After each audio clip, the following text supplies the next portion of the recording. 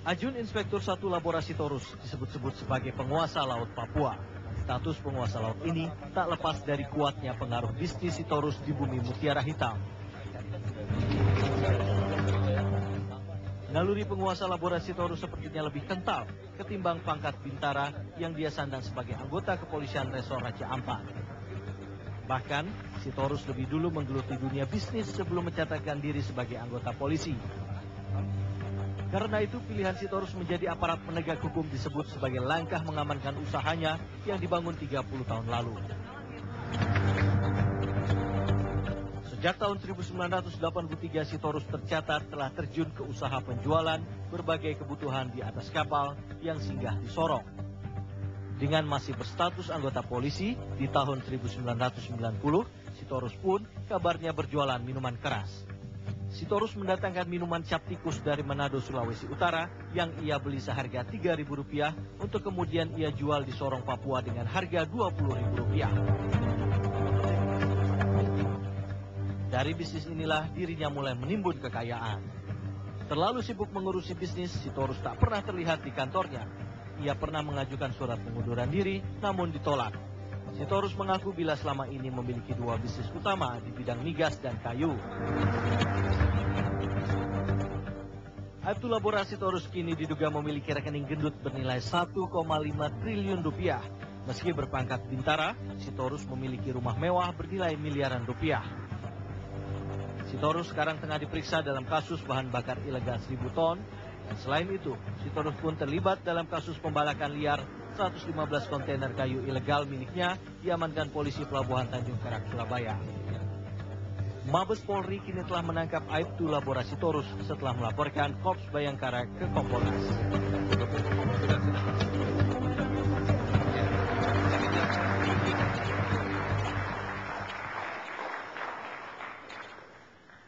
Pemirsa, kita masih bersama Indonesia Lawyers Club dalam diskusi rekening gendut Bintara Polri. Ada yang mau ditambahkan? Saya mau menambahkan sedikit, Pak. Menyangkut TPPU, bahwa dalam penentuan predikat krim, ketika ada bahasa illegal logging dan penimbunan BBM, bahwa di dalam undang-undang tersebut telah terdata predikat crime yang ada, yaitu sebanyak kurang lebih A sampai dengan Z. Dan itu memang ada bidang kehutanan, Mbak. Kemudian untuk migas pun itu tidak ada, kita temukan. Dan kalau kita coba lihat esensial daripada undang-undang tersebut, menyangkut pasal 2 tersebut, itu intersiusnya adalah kejahatan ekonomi. Artinya adanya satu unsur yang disengaja untuk melakukan satu pencucian uang yang berasal daripada tentunya potensi pidana itu tadi, seperti itu. Nah, hal ini tentu bagi kami TPPU, dalam penerapan TPPU ini nanti akan ada kepincangan. Mengingat di bidang kehutanan pun kami tetap akan melakukan proses pembelaan yang secara proporsional dan profesional. Konteksnya selain itu juga memang tidak kita temukan persoalan BBM.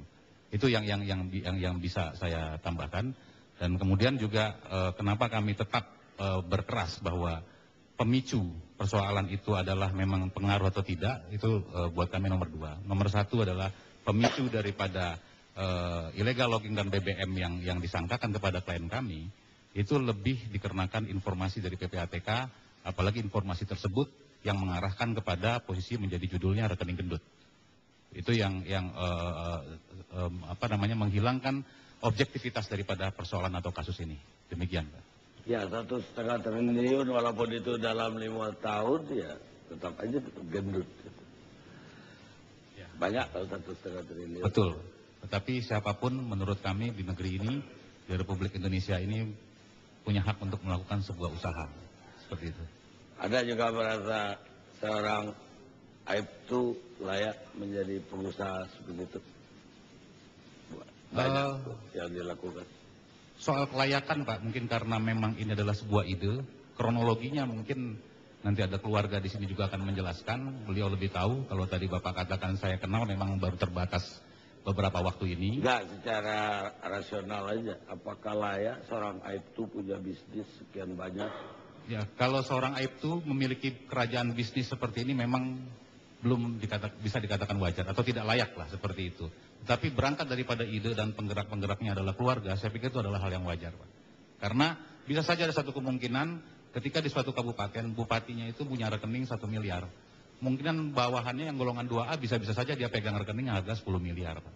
Bisa saja istrinya dagang rumah makan atau keponakannya ada yang urus jahit dan sebagainya. Saya pikir itu tidak menjadi satu hal yang bersifat negatif gitu, Pak. Beda. Kalau ada yang istri, saya tahu bahwa ada polisi yang buka toko PND di rumahnya, buka salon, tetap aja susah makan mereka. Kebetulan memang Pak aspek usahanya juga harus kita tinjau juga, Pak. Ya. Seperti itu. Jangkauannya Kalau seperti ini apa? udah luar biasa, Ya. bukan lagi usaha biasa. Tetapi kembali tetap Pak, hak setiap warga negara untuk Hak untuk setiap warga negara, tapi mungkin bukan hak untuk orang-orang yang terlibat dalam penyelenggara negara. ya. Dan seorang polisi dari disumpah itu dianggap pejabat negara. Baik, sekarang Pak Makmur Pasaribu. Bapak, apanya Pak Labora Sitorus? Pertama, saya menyampaikan terima kasih kepada Pak Karmi atas undangan Pak Karmi kepada kami dari Sorong, Papua. Saya keluarganya. Jadi saya ceritakan Pak, bahwa mamanya si Labora itu adik bapak saya sungguh. Mamanya Si Labora Labora. itu adik bapak saya sungguh. Jadi saya mau sedikit ceritakan tentang riwayat Sitorus Pak. Sitorus datang ke Sorong setelah dia tamat SMA tahun 80-an. Jadi ketika itu dia kerja di Freeport, bapak saya kasih masuk waktu. Bekerja dia sudah lebih kurang 2 tahun, setelah dia ada duit Pak, dia datang ke Sorong, nyamperin kami, saya Om ada uang, kira-kira bagaimana saya mau berusaha. Lalu almarhum dengan ibu saya masih hidup mengatakan, ya kau berusaha mana tahu nanti ada duitmu, rencanamu ke depan, jadi apa itu soal nanti. Dia berdagang Pak. Jadi dia ambil dari toko kami, sembako, ngutang, bawalah ke Raja Ampat. Dulu Raja Ampat itu masih distrik Pak. Sekarang baru kabupaten. Jadi dulu dia ada dua distrik. Distrik Saunek dengan Misol. 3 Pak, dengan Kabare. Ya, sekarang dia di kabupaten. Waktu itu Pak, jangankan katakanlah sembako ada per kios itu ada 1 karung. Tidak akan ada itu Pak. Beras dolok aja pun pada waktu itu di Sorong harga katakan 4.000, di sana sudah 15.000. Ketika ada peluang ini, kami ajarinlah Sitorus, dia memanfaatkanlah peluang ini Pak. Disitulah dia mendapat peluang bertuang. Pada tahun 86, setelah dia ada uang, dia permisi sama bapak saya. Waktu itu kalau nggak salah, lebih kurang dia mau umur 23. Karena waktu itu kan masih bisa umur, kalau nggak salah waktu itu 23-24 bisa masuk polisi bintara. Adanya duitnya itu kami larang, ngapain kok ke polisi? Sudahlah, saya ini nggak jiwa dagang. Kan udah berhasil kok. Akhirnya tanpa sepengetahuan kami dia masuk polisi lah. Kalau nggak salah sekitar 85-86 masuk. Ketika dia sudah masuk, tugas di Sorong. Setelah di Sorong, Dia masuk di mana? Bukan di Sorong. apanya Pak? Dia masuk polisinya bukan di Sorong. Di Sorong pindah, masuknya. Masuk terus pindah ditugaskan di Sorong setelah masuk.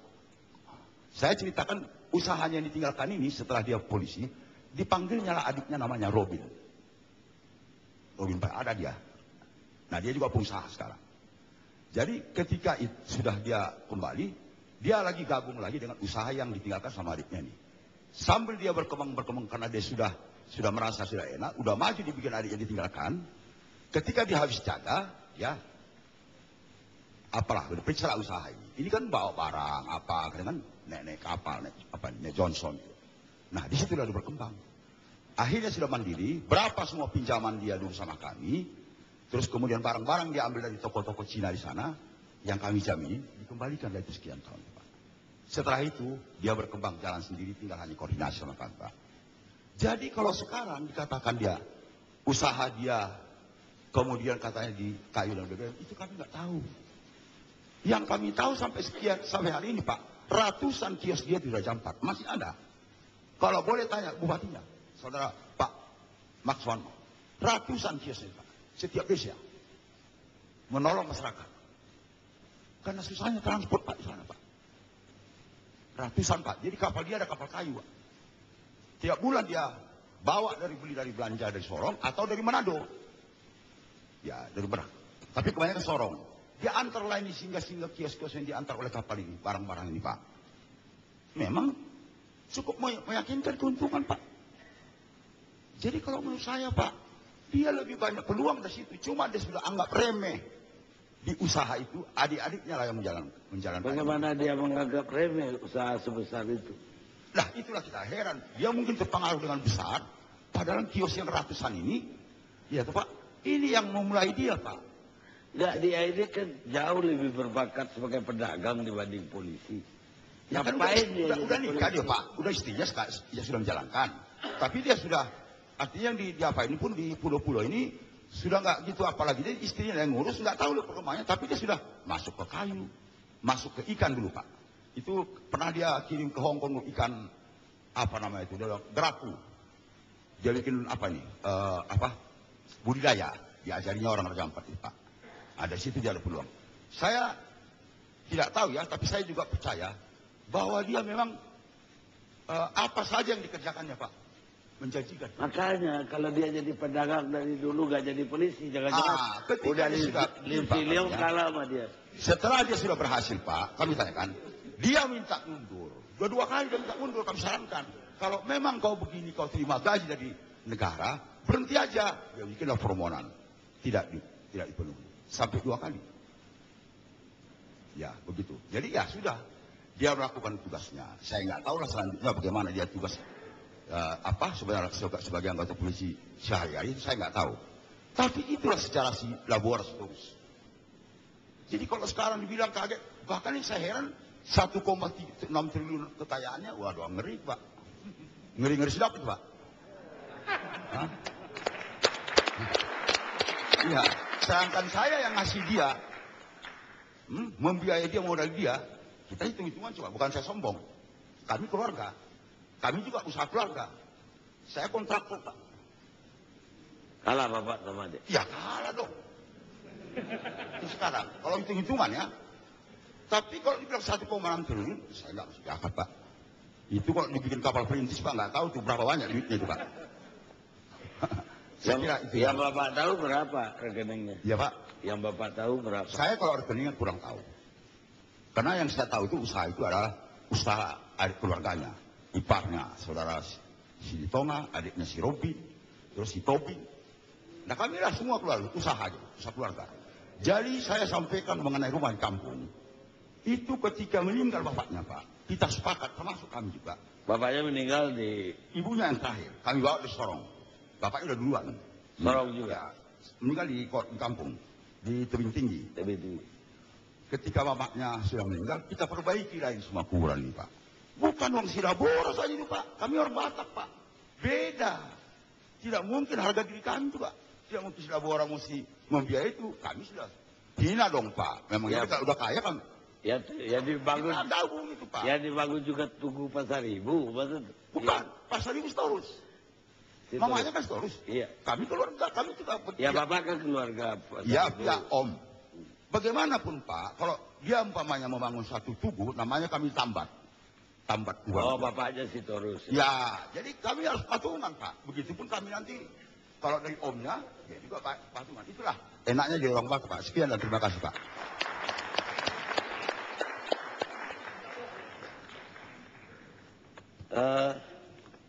Ada uang Bapak nggak di situ?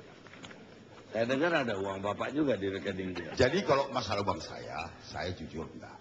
Enggak. Tapi kalau membantu, ya. Membantu? Ya, katakanlah ide. Kemudian menghubungi masyarakat yang punya hak wilayah.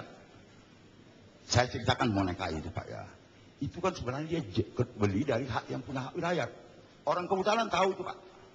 50 kubik per tahun diberikan kepada yang punya hak wilayah. Masyarakat Papua. Jadi udah berapa luas hutannya si Sitorus? Ribuan itu Pak yang punya hak wilayah itu Pak. Dia kan beli dari masyarakat ini Pak. Diantar ke rumahnya, ke pabriknya. Sampai di sana dia olah lagi gitu. Gitu Pak kira-kira. Jadi Bapak ide.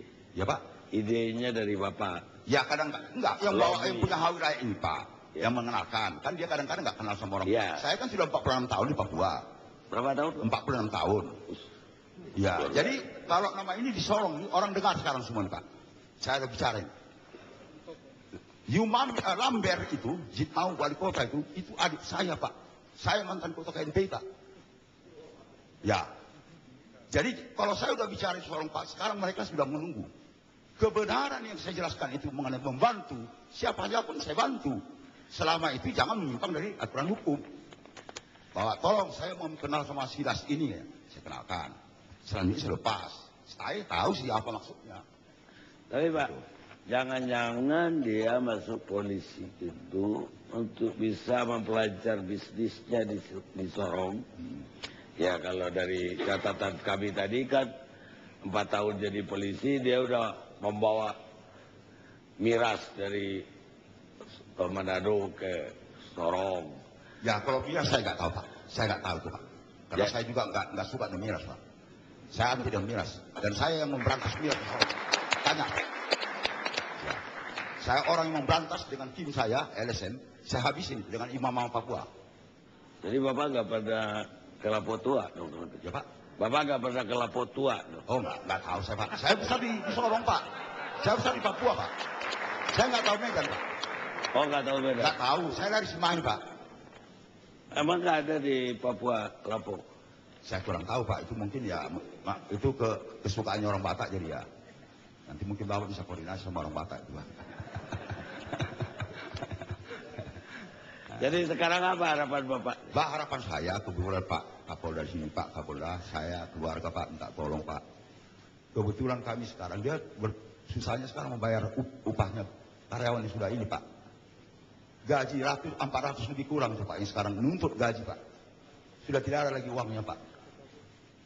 Nah kedua Pak Kapolda, kalau boleh kami minta keluarga, tolonglah Pak bikin kami Pak lewat Bapak Kota Polri untuk penangguhan penahanan supaya bisa dia Pak bergerak cari dana Pak. Cari dana untuk bayar ini Pak, bayar gaji ini Pak. Kasihan Pak, nanti kalau sampai terancam lagi anak istrinya Pak. Iya Pak, mungkin lewat Bapak sini. Kemudian ke depannya Pak, saya akan bantu Bapak selama Bapak bertugas Kapolda Papua. Nama saya Makmur Pasaribu Pak. Ya, saya tokoh masyarakat Pak. Banyak yang saya bantu Bapak masalah ilegal ini Pak. Cuman nanti terancam nyawa saya Pak. Kalau saya bantu Bapak. Ya, ya Pak. Ya. Baik, setelah kita rehat, Mas Tito, hebat kali lobby Bapak. Bukan. Baru Bapak di Indonesia Lawyers Club ada orang berani melobi Kapolda. Kita rehat.